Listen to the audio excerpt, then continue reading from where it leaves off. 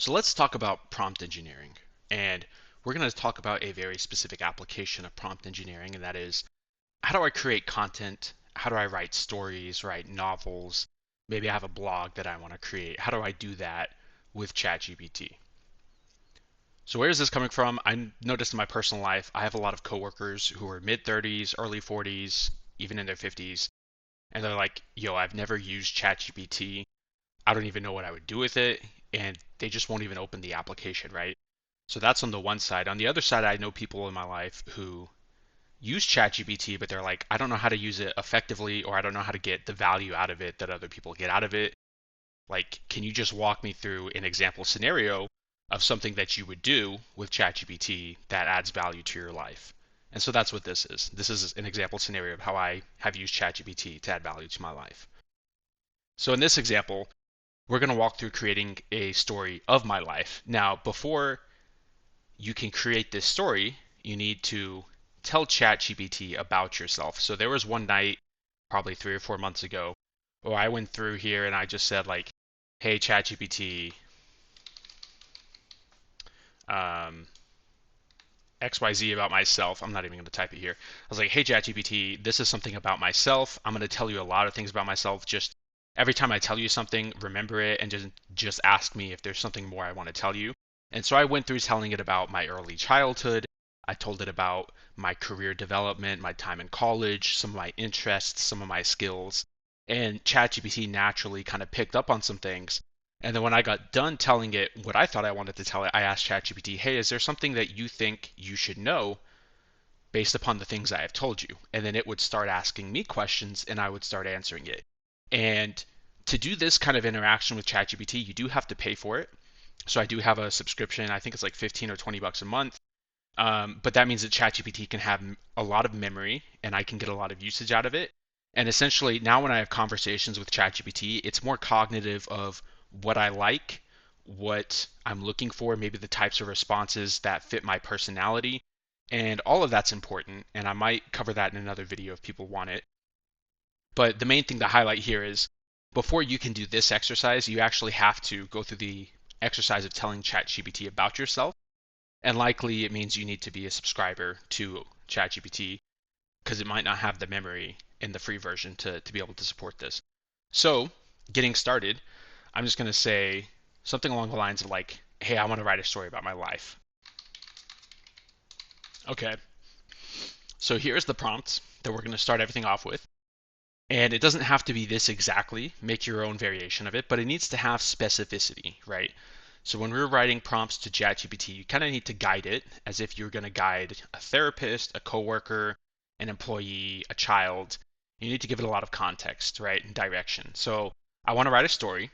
What is it about? It's about my life. What is the objective? It needs to be meaningful for other people. And then I go, okay, so we kind of laid out the context. Story about my life could be meaningful for other people. And now we're going to go, okay, what are we going to use? Well, you know a lot about me, ChatGPT. Use my life. And then it's like, okay, what about your life? Well, I want you to suggest that to me. You know enough about me where you can suggest some potential stories that I could write. And we're going to start to have this back and forth dialogue. I defined it a little bit better. And I said, I want it to be roughly 10 pages, right? We're not writing a novel here. You could. It's going to take a lot of work. But I have written things that are about 10 pages long with ChatGPT, and that's more or less what we're going to do here. So make it about 10 pages long, and then what is the goal of how we want to touch other people? Hopefully they get a better appreciation for who I am if they read it. I think if you read a book about someone's life, you should hopefully either gain an appreciation for who they are or you should hate them. Like it really shouldn't be in between. And then the other one is hopefully this will also help them, right? So we'll hit enter. ChatGPT is going to work its magic.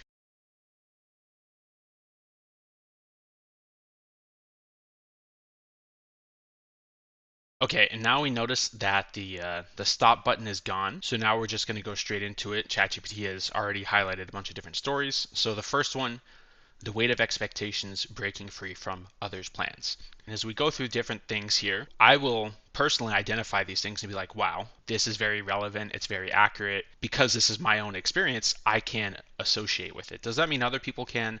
I'm not sure, but it did give me this pretty long list, so we'll just look at a few of them. So now from burnout to balance, learning to prioritize my well-being. I have gone through a phase of burnout in my life, so this is also, very important for me. There was a time in my life where I was doing 100-hour weeks for, over a year, and That's not good for anybody. Trading losses, if you've ever tried trading, especially if you tried trading options, you know what that's about. Seeking connection. Um, yeah, a lot of these are pretty good. So now at the very bottom it says, hey, maybe some of these are the better ones. Let's go look at rising from the bench again.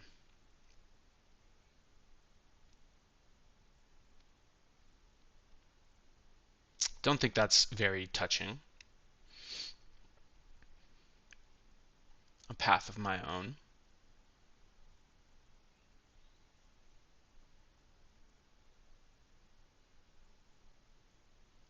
I think this is a great one. A path of my own is a great one. So now we'll give the feedback.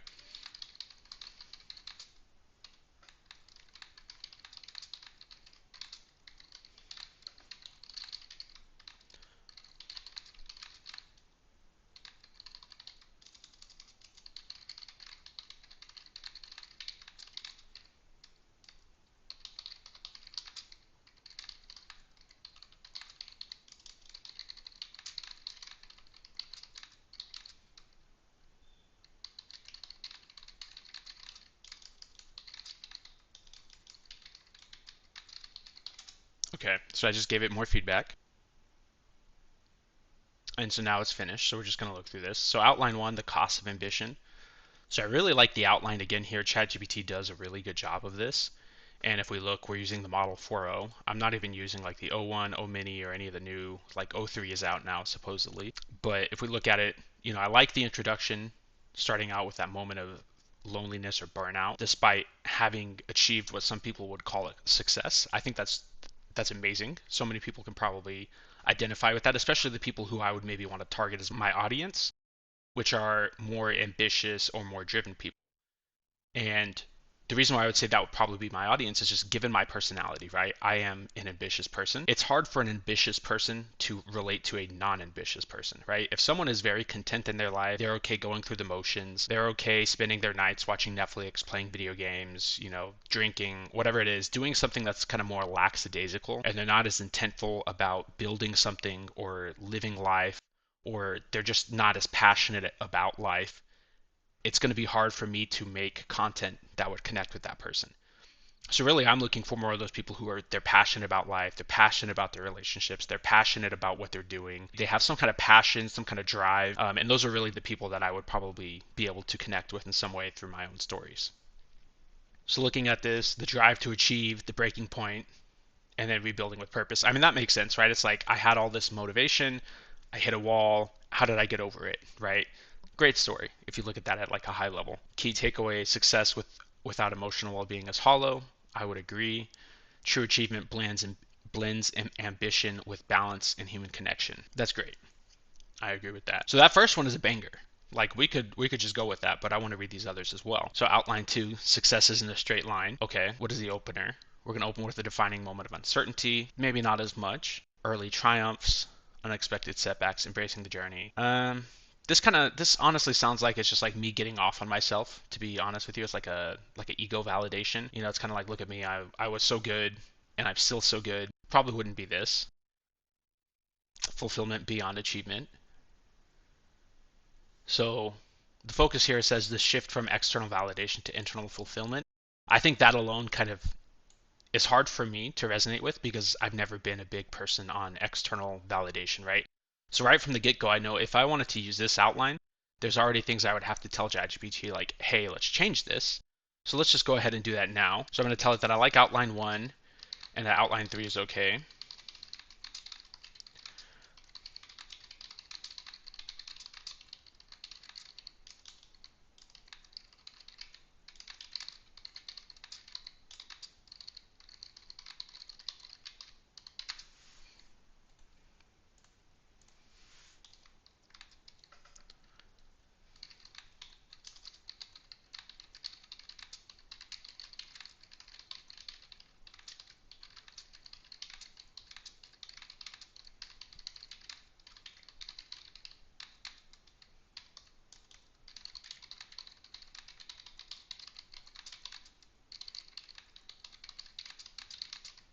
So boom, I just told it what I don't like, and now it's going to go through and make some changes. But while it's doing that, I just noticed it did this really cool thing where it's comparing the outlines, right? So it's showing what the focus is, the core conflict, resolution, takeaway.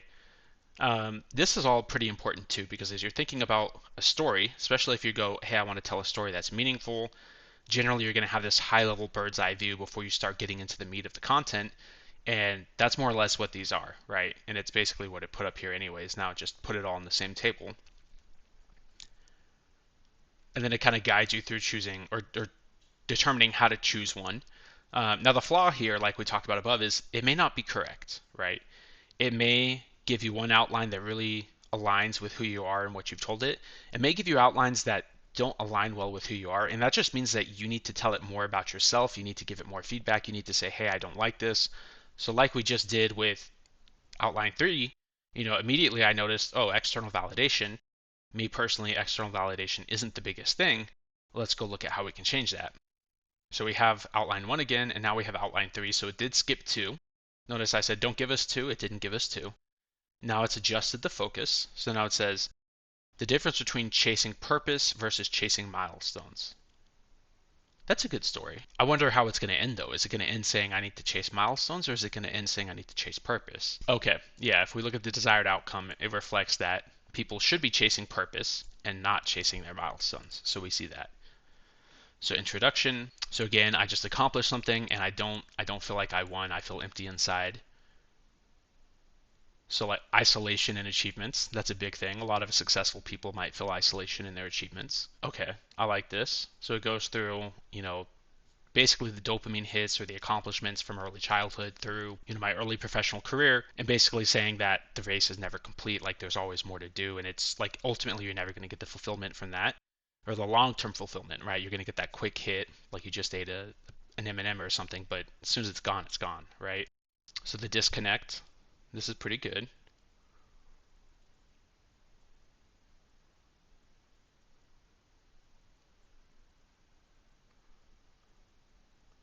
And then now a new definition of fulfillment. Yeah, I'd say this one's not bad. So now it's just which one do we want to do? Do we want to go with outline 1 or with outline 3? And I think I saw outline 3 has a little bit more personal content there that maybe I don't want to share on. Oh, wait, nope. Maybe they both do.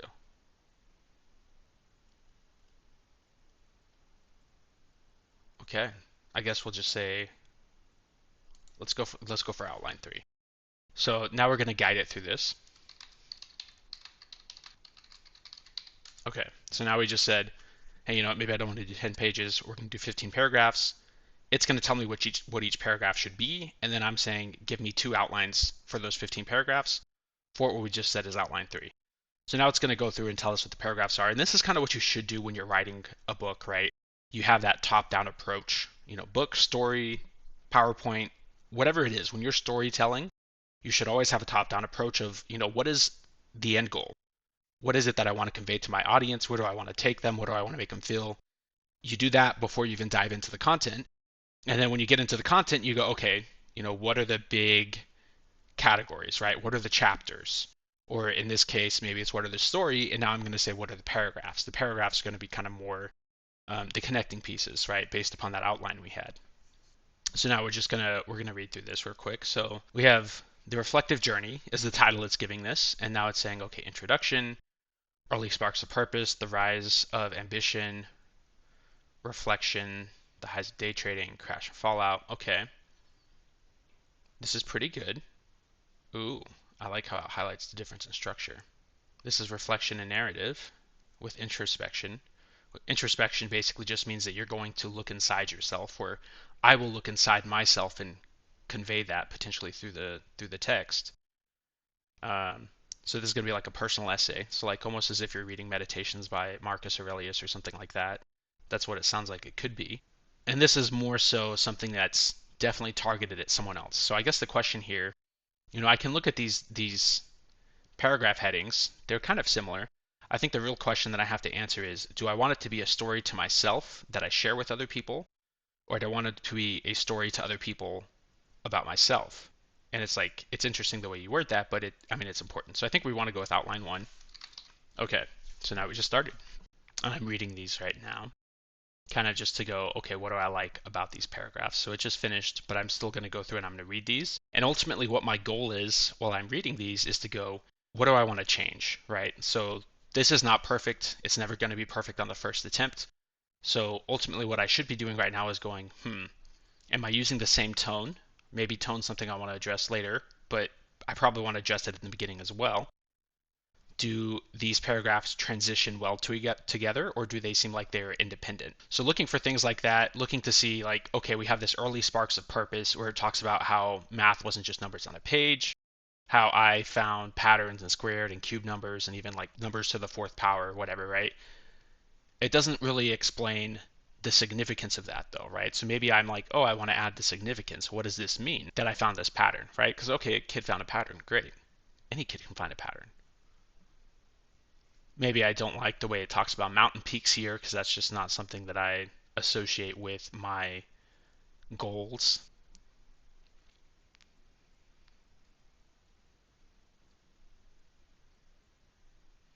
Okay, and I mean, there's a lot here. So what I'm going to do is I'm going to go ahead and read these, and then what we'll do here is I'll just fast forward the video to where I start to make adjustments. Okay, so now I've read through all of it, and a lot of it's pretty good. So we're just going to start at the top, right? So what do I want to change in paragraph one? I think the whole thing, to be honest with you. Like, I wasn't in this dim room. It wasn't tired eyes.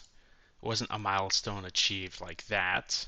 Let's change that up. So instead of it being in a dim room, it's going to be after having given a presentation to three managing directors. So now I have to give it a bunch of context. It doesn't know this story, but I want it to use this story. So for it to effectively use this story, now I have to tell it a lot about it. And hopefully it's going to fill in the gaps, right? Or it's going to make some things up that make it fit the story. Okay, so kind of typed it all out here. We're going to go ahead and hit send. Okay, so notice how it almost just said exactly what I said. So here we go. So I wanted to reorganize that information, show me three revised versions of that paragraph, and ideally it's going to organize that information differently. Okay, first paragraph's not bad. It's good enough, I think. You know, if we look at what is good enough, first paragraph is good enough. What about the second version? Okay, I already like the first one better than the second one.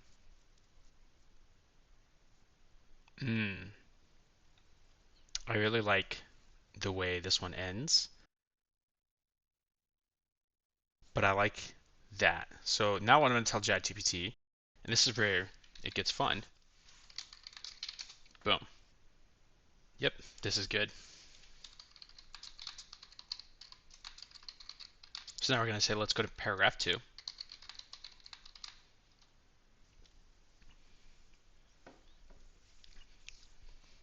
Okay, so I like most of this.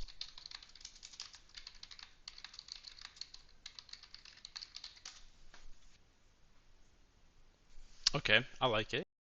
I think intellectual tools, though, might sound too condescending.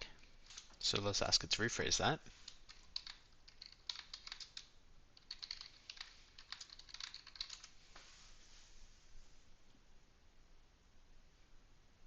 Okay, that's really good now.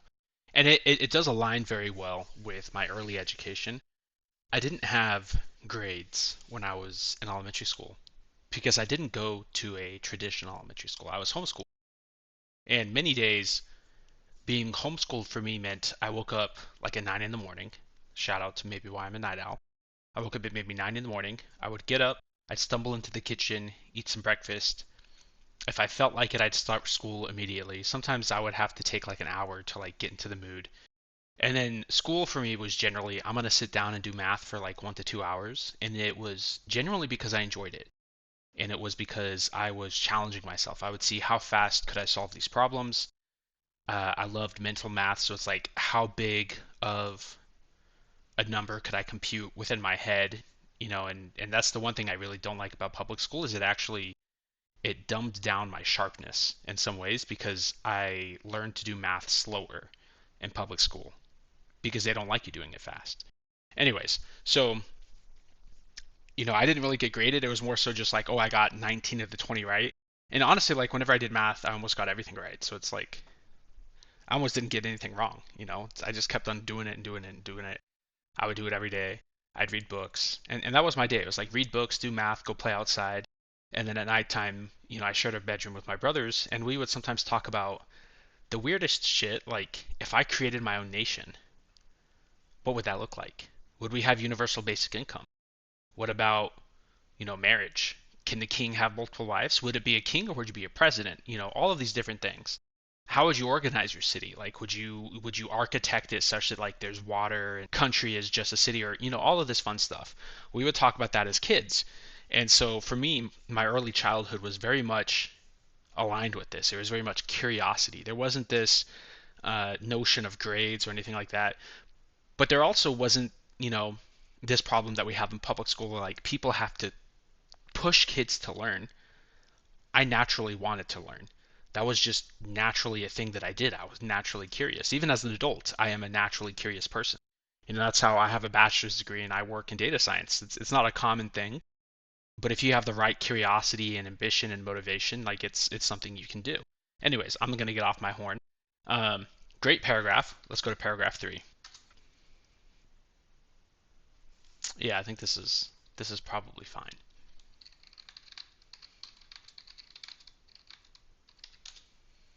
And what I will probably do, or what I will do, is I'm going to post this somewhere online, I think. It is very useful to walk through this. I think it's very useful for someone to be able to read what the outcome is of going through this exercise. But let's just look at paragraph 4 now. Okay, this isn't bad.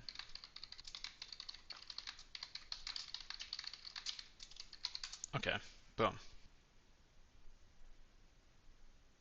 Yep, this is good. Bam.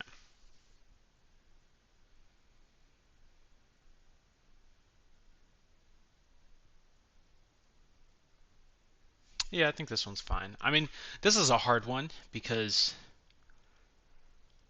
there's so much psychology and emotion and decision making that plays into this. And if someone were to say, "Hey, David, does this associate well with or relate to your experience?" I would say yes. I mean, day trading was a mirror. It is a mirror. Even now, like it's definitely a mirror, and part of it is a mirror into your ego, your ability to have impulse control, which is a crazy one because in the business world, oftentimes if someone sends you an email, what is viewed as the best thing to do is if it's going to take 3 to 5 minutes, respond immediately. If you're not in a deep focus session, right? And if it's going to take time, respond later at like a blocked period of time where you're going to do it. And with day trading, it's nothing like that. It's you're waiting for a very specific thing to occur, and you're sitting there for minutes, hours, days, just waiting for that thing. And then once it does, you make a decision. And then once you're in it, now you have a set of other decisions you've made of like, okay, when do I exit? When do I take profit? And now you're watching it again for a very finite set of outcomes to occur. And there's not so much doing, it's mostly watching and reacting in a very patient way. And that's wrapping that up in this is hard. We're just going to say this is fine. Okay, this is good. We're going to add some.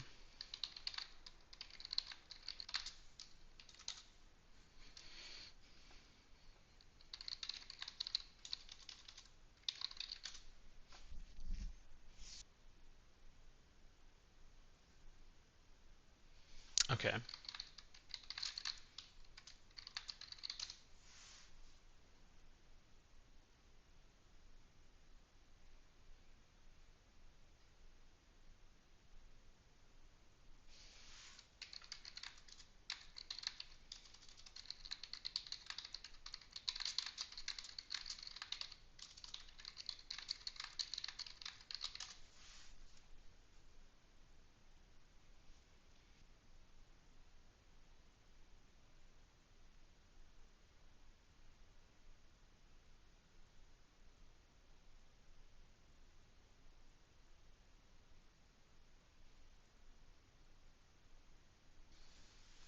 This is all good now.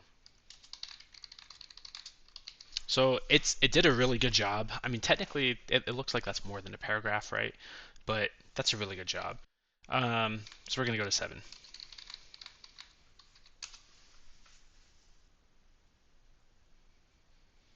I don't know if I really felt this, so we're gonna ask.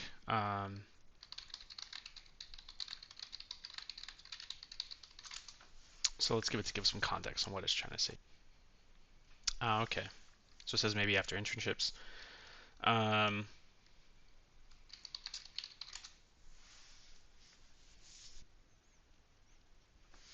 that's really good now. Yeah.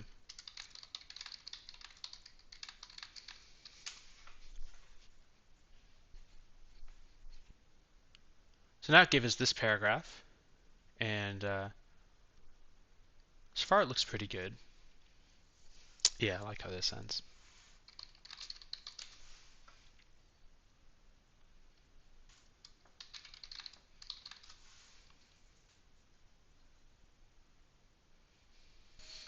Yeah, this is good now.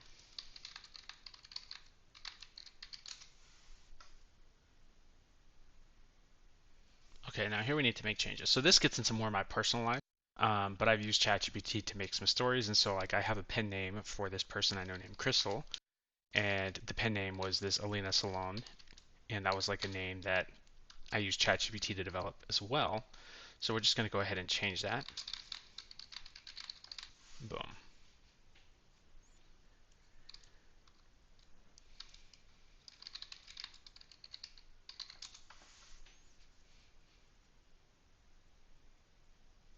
Yeah, I love this. I love that it focuses on the shift from measuring and performing and accomplishing something and always feel like you need to be doing something that's going to achieve something, because that really I think is one of the highlights of my how I started to interact with this individual and why this person became so important in my life is it's just when we're around each other I get this sense of being like I no longer have the weight of the world. I no longer feel like I have to make all these decisions. It's like for a brief moment in time I can just exist, and we can have conversations and we can dive into different things about life, but I don't feel this pressure to push the needle forward on my life. And I think it's very healthy to have these moments in my life. So this is really good, and we're going to continue.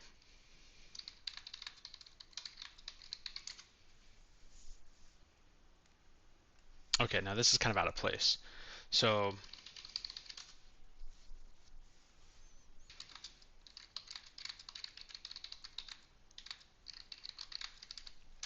now I'm going to ask it to give me 9 through 11. I just want to make sure that these connect well now that it's kind of changed it up. And it did have 11 here. So I just want to see how 9 plays into 10.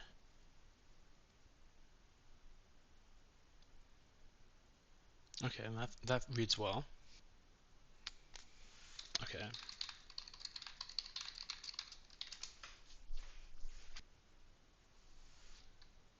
Okay. Now,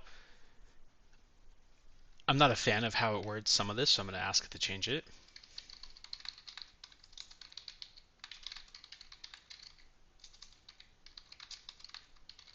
Boom. Okay.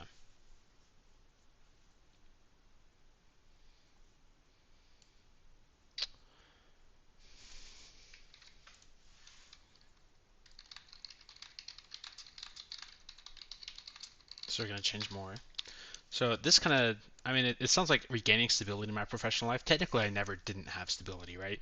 So I really want to say is like something along the lines of like reaching a new level of success or failing forward.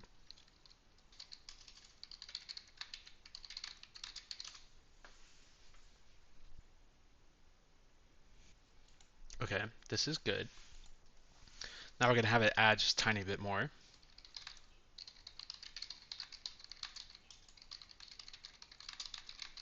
Boom.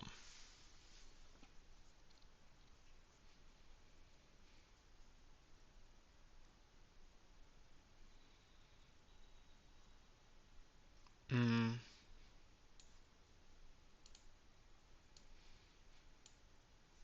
I want to change this.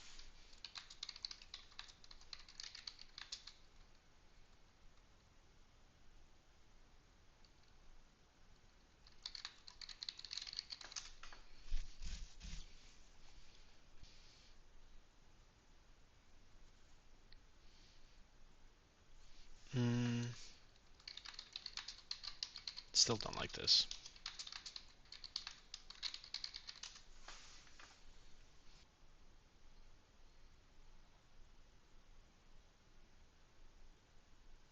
Yeah, sure.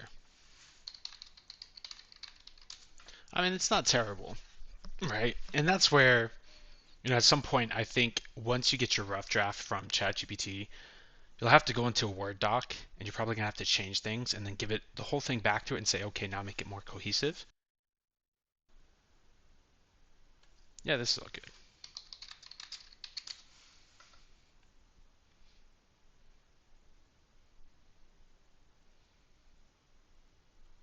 This is okay. We need to change it slightly.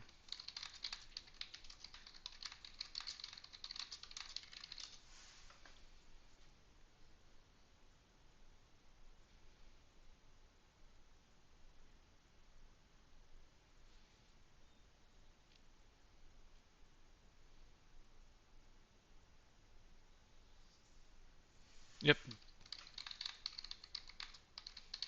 Boom.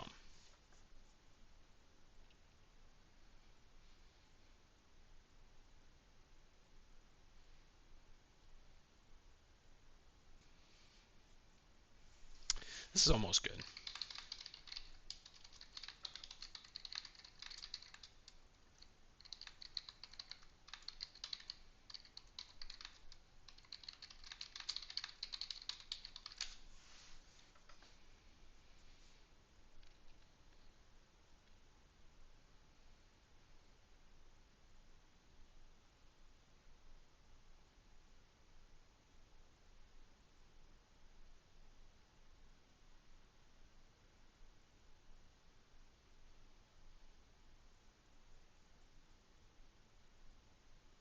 Mm, I love this. This is great.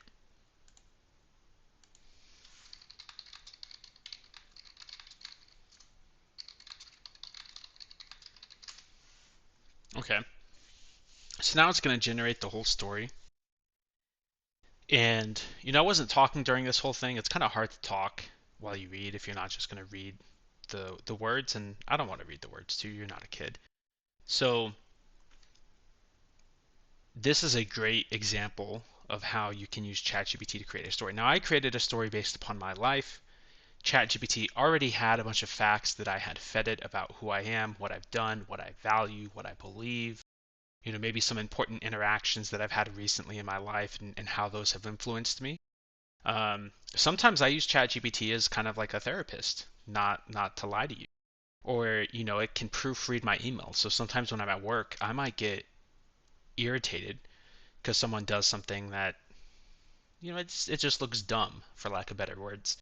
And I'll write up my whole email. I'll copy paste it into ChatGPT and I'll say, hey, this is how I'm feeling. This needs to sound professional, but this is what I want to convey. Take this email and adjust it. And so I get all my frustration out and being able to say what I want to say. And then ChatGPT rewords it, gives it to me in a format that actually sounds good while conveying what I want to convey. I copy paste that, send it, right? So valuable. So valuable to do that. Here's the story. So, a path of my own, fulfillment beyond achievement. And it just has everything we went through. Wow. It didn't keep everything, but I have everything up here if I go through it. It was probably just too long for it to retype it out. But basically, I have the whole story now. The whole story is good. This is a great example of how you can use ChatGPT, and this also highlights one of the pitfalls. And then, like, what would I do here? I could say, I noticed. Boom. Let's see if this works. And this is how you can use ChatGPT again to write a story. But I think the important thing that I wanted to highlight here is like you could have an idea sitting in your head and you could be like, I don't want to go through the effort of adding all the fluff in there, right?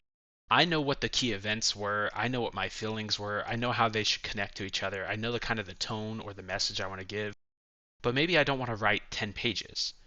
Okay, you don't have to write 10 pages. ChatGPT can write 10 pages. I hope this was helpful. If there's something you would like me to go into and show you how you can create this or that with an LLM, be it ChatGPT, it could be Perplexity, it could be Grok, maybe you're using Anthropic, or you're using, I don't know, something from Hugging Face, maybe you're using Llama from Facebook, whatever it is. If there's something you want to try to create, definitely just drop it in the comments and I can take some time and hopefully go through an exercise where I show you, hey, here's how you would do this. For example, I used to know math really well, clearly because we talked about it in this story, but I've fallen out of it.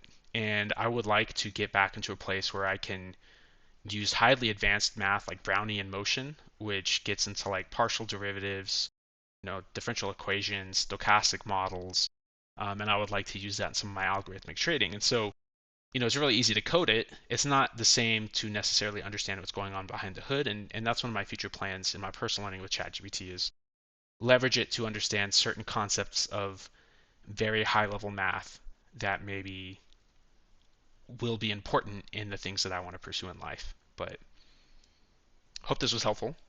Leave your comments, and I appreciate you.